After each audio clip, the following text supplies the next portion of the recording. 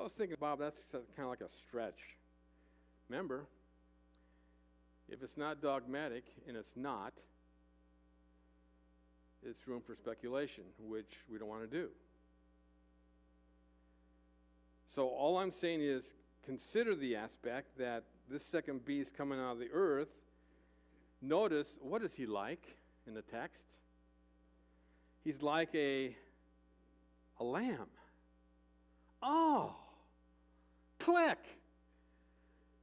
Who's gentle as a lamb. The Antichrist, who's showing his color as being very persuasive. The two are coming together now. What an interesting scenario. Huh. Could it be then, look at your notes,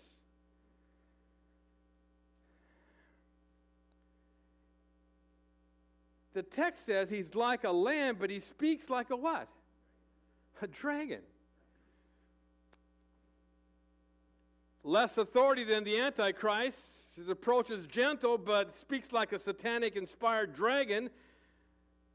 Well, that's where they're getting their power, is from the source, and that's Satan himself. So what do we have so far in this second beast? Just for your consideration, write it down. A man who will have a beast-like nature, check. He will be another of the same kind as the first beast, check. He has falsely portrayed the gentle character of Christ, check. His so-called inspired words will come from Satan himself, check.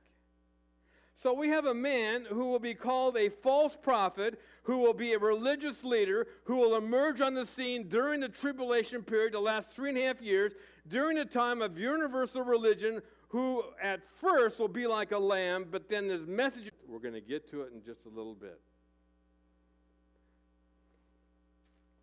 Notice his description is authority in verse 12.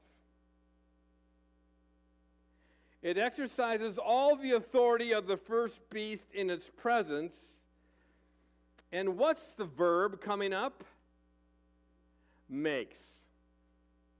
And makes mortal wound was healed, all fake. You say, well, why do you say that? Remember last week I mentioned one little word in verse 3, seemed like a fatal wound.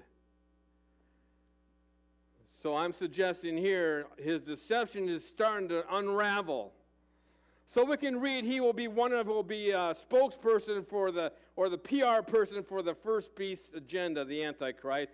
And the two leaders will come together with an agenda, and both are going to be fake, and both are losers. The goal is to worship the first beast, the Antichrist.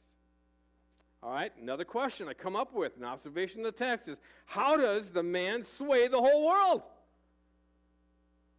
Love just making observational questions off the text, and God puts it right there.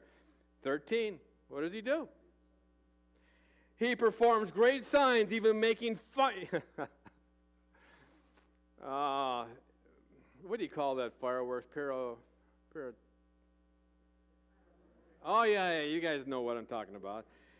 So you can see now how all this modern technology, how does a man sway the whole world? He performs great signs, even making fire come down from heaven to earth in front of people. Wow. I'm thinking about this. My